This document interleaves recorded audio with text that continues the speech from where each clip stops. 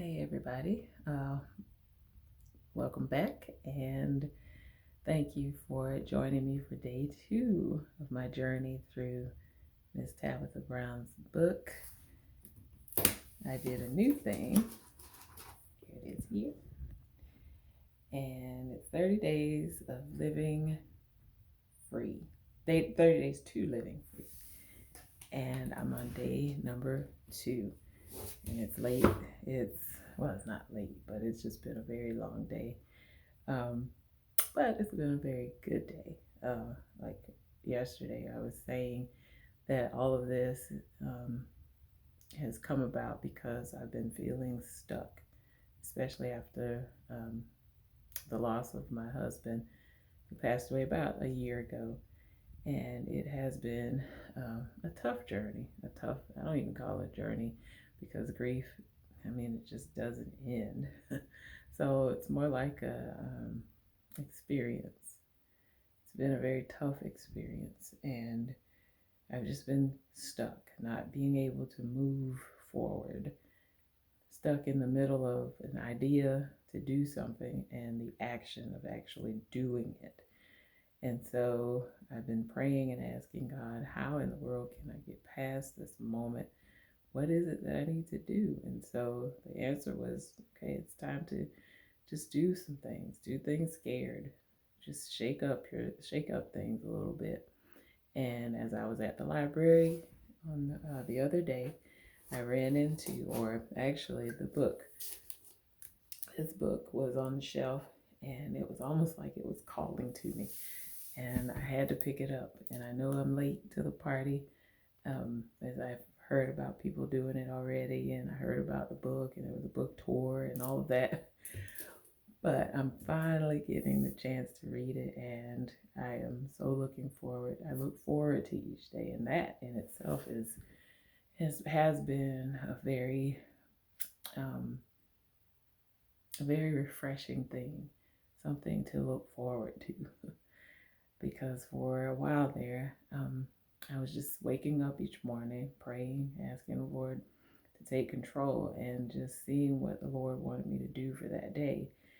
But just mostly surviving, taking care of my kids, making sure they're good, taking care of my the everyday things of life, and now the new things that have been added to my plate after my husband passed away.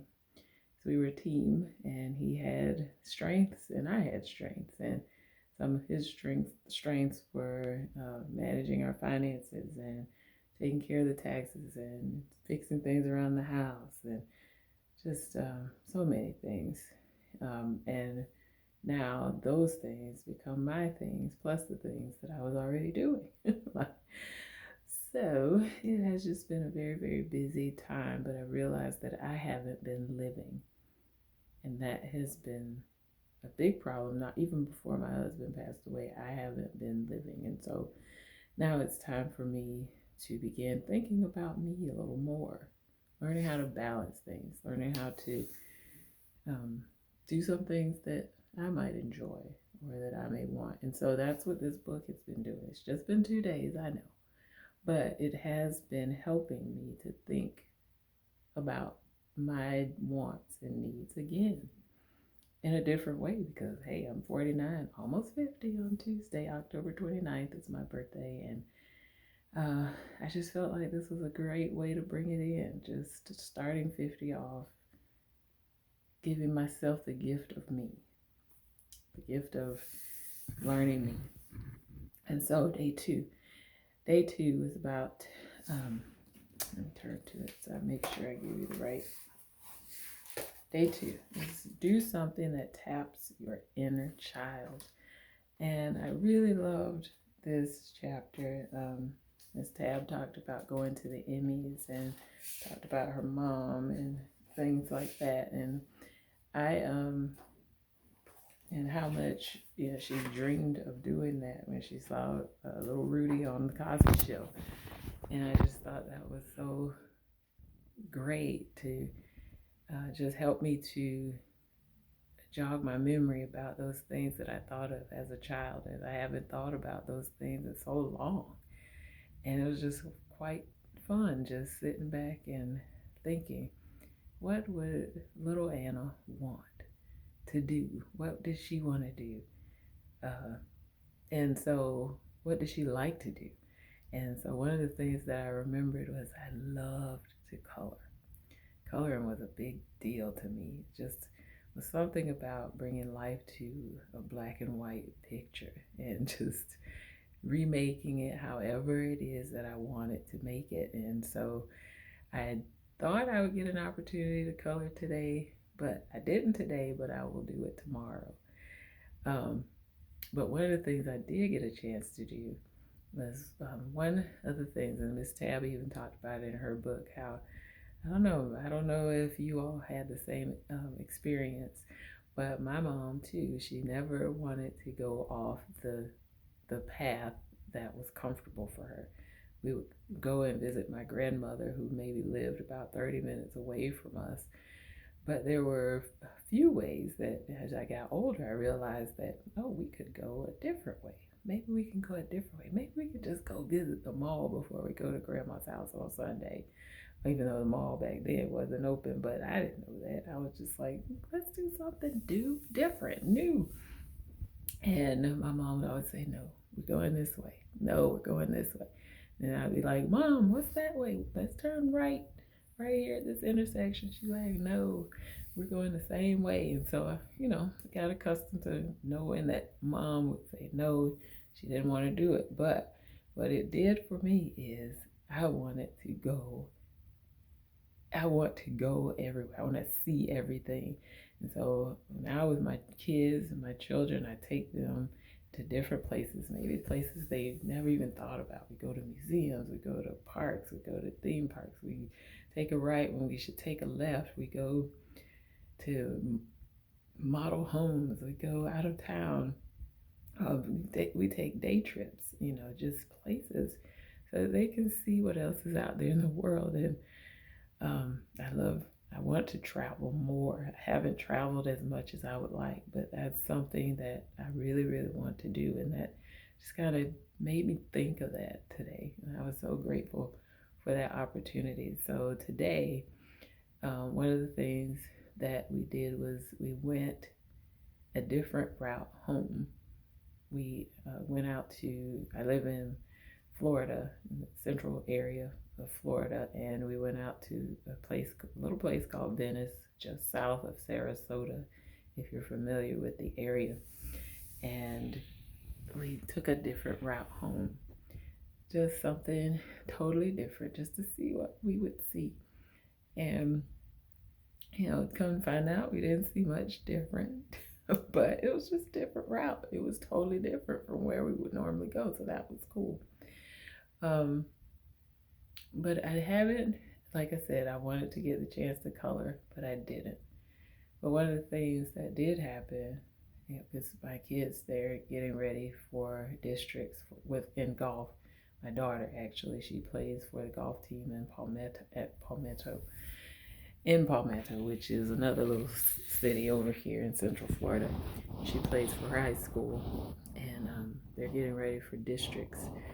And she had to go and practice, and so that took up a big chunk of the day after school. I didn't get a chance to do as much as I would like, but I'm going to incorporate the things I would have done today into tomorrow. And so one of the things I will do is jump in the car and just go somewhere that I haven't been, because like I said, I like traveling. But then the next thing I'm going to do is go and buy myself a coloring book and color. Not just color. And just see where that takes me tomorrow. So what are you doing for your inner child these days? Don't forget to dream. Don't forget to just sit back and just think about what that little person in you may have wanted to do. Did you want to be a chef? I did. I did want to be a chef, but I never got to that place. But I do love cooking different things every night. Or when I can. let me say, it was not every night. So most of the time we're having leftovers, but the meal that we cook is usually something different out of the box that maybe we haven't had before. So I love to cook and experiment with different flavors, with different vegetables, with different fruits, um, all of those things. Um, some of the other things, yeah, I'll get to them eventually, but it was just nice to just open my mind to that creative little girl who has kind of gotten silenced from all the things that happen in the run of all the things that have happened in the run of my life with having children and having to focus more on them and taking care of them and working and the things that come along with life, just life experiences, and marriage and all the things. And that little inner child that just kind of got silenced and pushed to the side. And now I have an opportunity to say, hey, what's going on? What is it that you need? And I gave her a voice today, and I love that. So that's day 2. And I'll fill you in more on tomorrow to let you know a little more of what I did with today. And I'll tell you about tomorrow as well. So just tell me in the comments, if you can, what it is that you are doing for your inner child. How are you being creative? How did you be creative? How were you creative today? Or what things are you doing that that little girl wanted to do, but you just didn't get an opportunity to do it like you would have back then for whatever reason, for circumstances, for various reasons. And you don't have to share that if you don't want to, but if you do, that's great. Let's just encourage each other and just be there for one another as we journey through Miss Tabb's book. I'm so grateful that she wrote it. I am truly grateful to be going through this experience. And so, with that in mind, I hope you have a great night. Sleep well, be at peace, and look forward to seeing what tomorrow brings. God bless you.